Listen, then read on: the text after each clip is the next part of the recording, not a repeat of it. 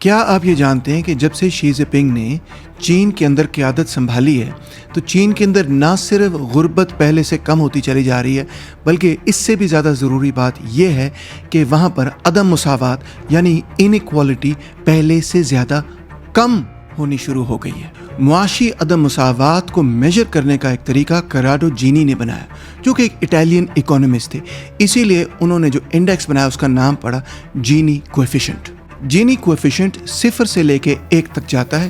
0 کا مطلب ہے کہ مکمل طور پر برابری ہے، ایسا تو کوئی سماج کبھی ہوا ہی نہیں، اور 1 کا مطلب یہ ہے کہ ٹوٹل انیکوالٹی ہے، ایک بندے کے پاس ساری کی ساری دولت ہے۔ ساری بات ہے ملک اس جینی کوفیشنٹ پہ کوئی اوپر ہوتا ہے کوئی نیچے ہو۔ اب سرمایہ داری کے اصولوں کے تحت اس جینی کوفیشنٹ کو بڑھتے رہنا چاہیے، کیونکہ کارل مارکس نے ہمیں داس کیپٹل میں یہ بات سمجھائی اور سکھائی کہ سرمایہ داری نظام کے اندر law of concentration of capital چلتا ہے۔ بڑا سرمایہ دار، زیادہ ایفیشنٹ سرمایہ دار چھوٹے سرمایہ دار کو کھا جاتا ہے، ہڑپ کر جاتا ہے، اور اس طرح سرمایہ کا ارتکاز بڑھتا چلا جاتا ہے اور دولت کا ارتکاز بھی بڑھتا چلا جاتا ہے۔ یہی ٹرینڈز ہمیں چین میں بھی نظر آئے۔ ماؤ زے تونگ کے زمانے میں جینی کوفیشنٹ 0.3 کے ارد گرد ہوا کرتا تھا، یعنی کہ چین کے اندر بہت ہی زیادہ ایگیلیٹیرینزم موجود تھا۔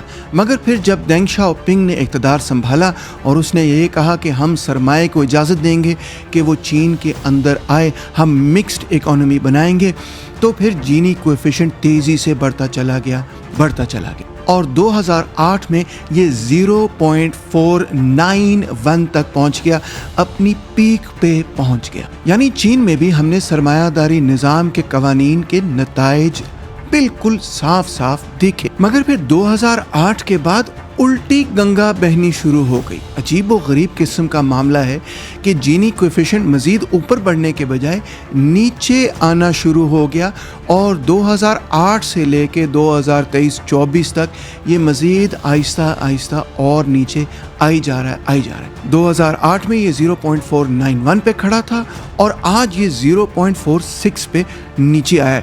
وہ بات تو نہیں جو ماؤ زے تونگ کے زمانے کی بات تھی، مگر بہرحال اس کا نیچے آنا بھی ایک سوال پیدا کرتا ہے۔ سوال تو یہ ہے کہ اگر چین کے اندر ایک مکمل سرمایہ داری نظام رائج ہے تو پھر یہ جینی کوفیشنٹ مزید اور اوپر بڑھنا چاہیے تھا، یہ نیچے کیوں آ رہا ہے؟ اس کا جواب دینا کوئی بہت مشکل کام نہیں۔ In fact communist party of China اور چائنا کی حکومت نے ایسے بہت بڑے بڑے پروگرام بنائے کہ جس کے نتیجے میں اس انیکوالٹی کو کنٹرول کیا جائے اور رورل پاورٹی ختم کی جائے۔ اس میں رورل پاورٹی ایلیویشن پروگرام شامل ہیں۔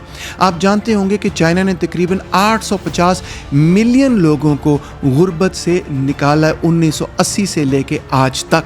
2020 میں انہوں نے دعویٰ کیا کہ اب چین کے اندر سے ایکسٹریم پاورٹی مکمل طور پر ختم ہو چکی ہے۔ پھر انہوں نے رورل ایریاز کو ٹارگیٹڈ سبسڈیز دی ہیں، انفراسٹرکچر ڈیولپ کیا ہے، ہیلتھ کیئر کی فیسلٹیز ڈیولپ کی ہیں، ایجوکیشن کی فیسلٹیز رورل ایریاز کے اندر پہنچائی ہیں تاکہ جو اربن رورل انکم گیپ تھا وہ کم ہو جائے۔ دوسرا یہ کہ چین کے اندر مزدوروں کی تنخواہیں بڑھنی شروع ہو گئیں، اور اس کی وجہ یہ کہ چائنا کے اندر ایک لیبر شارٹیج موجود ہے۔ چائنا جس کے پاس 1.4 بلین کی آبادی ہے، وہاں پہ لیبر شارٹیج اس وجہ سے ہے کیونکہ چین کے اندر خاص طور پہ کوسٹل ایریاز کے اندر فل امپلائمنٹ کے قریب ہے، فرکشنل امپلائمنٹ کے علاوہ، اور اس کے نتیجے میں جو لو ویج ورکرز ہیں ان کی تنخواہیں بھی بڑھنی شروع ہو گئی ہیں۔ اس کے علاوہ ان کی پروونشل گورنمنٹس نے بھی منیمم ویجز کو بڑھانا شروع کر دیا ہے، اور اس کا نتیجہ یہ ہے کہ جو غریب گھرانے ہیں ان کی انکمز امیر گھرانوں سے تیز بڑھنی شروع ہو گئی ہے، اور لہٰذا انکم انیکوالٹی کم ہو رہی ہے۔ مزید پچھلے 20 سالوں میں چائنا نے اپنے ویلفیئر اسٹیٹ کو تیزی سے بڑھایا ہے۔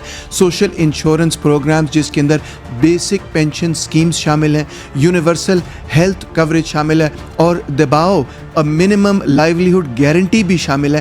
اس کے نتیجے میں بہت بڑے پیمانے پر چائنا کے اندر انکم ری ڈسٹریبیوشن کی ہے تاکہ انیکوالٹی کو کوشن کیا جائے اور پاورٹی کو ختم کیا جائے۔ چوتھی وجہ یہ ہے کہ جو لوگ شہروں کے اندر کام کرتے ہیں اور اچھی تنخواہ کما لیتے ہیں، وہ پنڈوں میں اپنی تنخواہ اپنی فیملیز کو بھیجتے ہیں، اور اس کے نتیجے میں ان پنڈوں کے اندر بھی پہلے سے زیادہ بہتری آنی شروع ہو جاتی ہے۔ گورنمنٹ نے بہت بڑے پیمانے پر ایکویٹیبل ایکسیس ٹو ایجوکیشن میں انویسٹمنٹ کی ہے. خاص طور پہ انہوں نے یہ کہا کہ اچھی ایجوکیشنل فیسلٹیز پنڈوں کے اندر ہم نے پیدا کرنی, رورل سکولز پیدا کیے, ووکیشنل ٹریننگ سینٹرز بنائے ہیں, اور ان کی وجہ سے رورل ایریاز کے اندر کیپیسٹی بلڈنگ کر کے, اسکل لیبر پیدا کر کے اور پڑھے لکھے لوگ پیدا کر کے انہوں نے انیکوالٹی کو کم کرنے کی کوشش کی. اور مزید حکومت نے یہ کہا ہے کہ جن لوگوں کی بہت ہی اونچی تنخواہ ہے, ایکسیسو ایگزیکٹو پے, اور جو ٹیک بلینئرز ہیں ان پہ کریک ڈاؤن کرنا شروع کیا ہے, اور ان پہ انفیکٹ قوانین بنانے شروع کیے ہیں کہ آپ زیادہ ٹیکس ادا کریں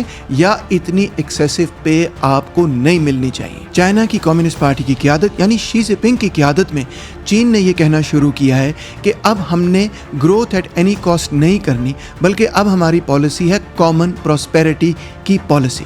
یعنی دینگ شاؤ پنگ کے زمانے میں تو یہ کہاوت ہوا کرتی تھی کہ بلی چاہے کالی ہو یا سفید ہو, بس چوہے پکڑ لے تو بلی بلی ہی ہے.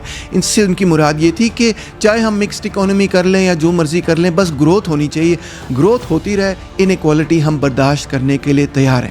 مگر آج کمیونسٹ پارٹی آف چائنا یہ کہہ رہی ہے کہ نہیں, ہمیں بیلنسڈ اور ایکویٹیبل گروتھ کی ضرورت ہے. اس وجہ سے انہوں نے ایک پورا کیمپین لانچ کیا, جس کیمپین کا نام ہے کامن پراسپیرٹی, یعنی ہم سب اکٹھے امیر ہوں. اور اس میں انہوں نے ٹارگیٹ کیا ہے وہ لوگ جو کہ ٹیکس ایویژن کرتے ہیں, وہ لوگ جو کہ مونوپولیز بناتے ہیں, وہ لوگ جو کہ ایکسیسو ویلتھ ایکیومولیشن کر رہے ہیں. ایلیٹس کو باقاعدہ کمیونسٹ پارٹی نے ٹارگٹ کرنا شروع کر دیا ہے. حکومت نے بڑی بڑی کمپنیوں کے ٹیکسز بھی بڑھا دیے ہیں اور ان کو فورس کیا کہ آپ نے سوشل کازز کے اندر بڑی بڑی رقمیں ادا کرنی ہے. مزید انہوں نے سی ای او کی کمپنسیشن یعنی ان کی تنخواہ پہ بھی لمٹس لگانے شروع کر دیے اور کہا ہے کہ اس سے زیادہ تنخواہ نہیں ہوگی. تو لہٰذا ہمیں نظر یہ آ رہا ہے کہ چین کے اندر ایک بہت بڑا شفٹ ہے.